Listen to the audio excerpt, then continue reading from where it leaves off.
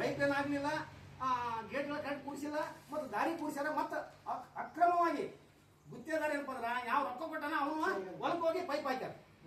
ಒಂದೇ ಕಡೆ 4 ಇವು ಕೂಡಿಸ್ಯಾರ, ಬಾಕ್ಸ್ ಕೂಡಿಸ್ಯಾರ. ಅಂದ್ರೆ ಒಂದ್ ಕಡೆ 4 ಕೂಡಿಸಿರಪ್ಪ ಅಂತಂದ್ರೆ ನೀರ್ ಹೆಂಗ್ ಮುಡ್ತದೆ? ಯಾಕಡೆ ನೀರು ಕೊಡ್ತಾರೆ ನೀವು? ಬಾಯಿ ಹೋಗಿ ಹಾಕ್ಯಾರ ಪೈಪ್ಗಳು. ಅಂದ್ರೆ ನಿಜವಾಗಿ ರೈತರ ಭೂಮಿ ನೀರಿಲ್ಲಪ್ಪ ಅಂತಂದ್ರೆ ಇದು ಎಷ್ಟು ಮಟ್ಟಿಗೆ ಕೆಳ ಅಧಿಕಾರಿಗಳು ಬೇಜವಾಬ್ದಾರಿ ಅಂತ ನಾವು ಹೇಳ್ತಾರೆ. ಎಲ್ಲಿ ಎಸ್ಟಿಮೇಟ್ ಅದ, ಎಲ್ಲಿ ಪ್ಲಾನ್ ಅದ, ಅದ್ರ ಪ್ರಕಾರ ಯೋಜನೆ ಪ್ರಕಾರ ಮಾಡಿ. ಅದಕ್ಕೆ ಯಾವನ ತಪ್ಪು ತಿಳ್ಕೊಳ್ರಿ. ನಾವು ನೋಡಿನಪ್ಪ ನನ್ನ ಮಾತು ಹೇಳಿದ್ರೆ ತಾವು ಸರ್ಕಾರ ಮಾತು ಹೇಳಿದ್ರೆ ಅಲ್ಲ ಅಲ್ಲ ಅಂತ ಮಾಡಿಲ್ಲ. ಅವ್ರ ಮನೆಗೆ ಹೋಗಿ ನೀರು ಕೊಡೋದು, ಅವ್ರ ನೀರು ಕೊಡೋದು. ನಾವು ಇಲ್ಲಿ ಸಹಾಯಕತ್ತೀವಿ.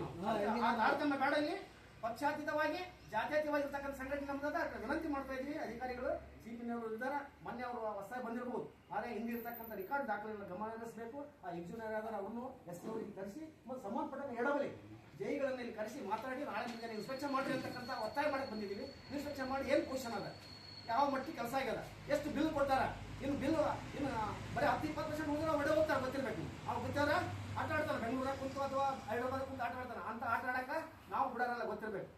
ನಾವು ಎಂತಿದ್ದಾರೆ ಎದುರಾಕೊಂಡಿವಿ. 8 ರೆಡ್ಡಿನ 100 ಮಾರ್ಕ್ ಕೇಸ್ ಮಾಡಿರ್ತಕ್ಕಂಥ ನನ್ನ ಮನೆಗೆ 10 ಲಕ್ಷ ತಗೋ ಕೇಸ್ ತಕ್ಕ. ಯಾಕ ಬೇರೆ ಹೇಳ್ತೀನಿ ನಾವು ಇಲ್ಲಿ ಮುದುಗುಳು ಬ್ರೇಂಚ್ ಕೆನಲ್ ಅದ, ಮುದುಗುಳು ಬ್ರೇಂಚ್ ಕೆನಲ್ ಅದ ಗೊತ್ತಿದ್ದು. ಅಲ್ಲಿ ಮುದುಗುಳು ಮದ್ರಿಕೆ ಹೋಗ್ತಕ್ಕಂಥದ್ದು ಅಲ್ಲಿರ್ತಕ್ಕಂಥ ಬಳಫಿಗೆ ಆರ್ಡರ್ ಹಾಕೊಡಂತ ಕ್ಲೇಮ್ ಮಾಡಿದ. ಕಾಪಾರದಾಡ್ ಅಂತ ಹೇಳಿದ್ವಿ. ಆರ್ಡರ್ ಹಾಕಿಲ್ಲ, ಇದು ಕಲ್ಲಲ್ಲ, ಇದು ಬಳಫಾದ. ಈ ಬಳಫನ್ನ ನೀವು ಕೊಡಬಾರ್ದು ಅಂತ ನಾವು ಹೇಳಿದ್ವಿ. ಉಮೇಶ್ ರಾವ್ ಇದ್ರು, LK ಗುಂಡಪ್ಪ ಅಂತ ಎಸಿ ಒಳ್ಳೆ ಮನುಷ್ಯ, ನಮ್ಮ ಪರವಾಗಿ ನಿಂತ ಕಡೆಗೆ ಅವ್ರು ಆರ್ಬಿಟೇಷನ್ ಹೋದ್ರು ಕೂಡ ಅವನಿಗೆ HR ಅಂತೇಳಿ ಆರ್ಡರ್ ಹಾಕಂತ ಕೊಡಗೊಟ್ಟಿಲ್ಲ. ತಡೆಗಟ್ಟಿ ಸರ್ಕಾರಕ್ಕೆ ಗೊತ್ತು ಹಣ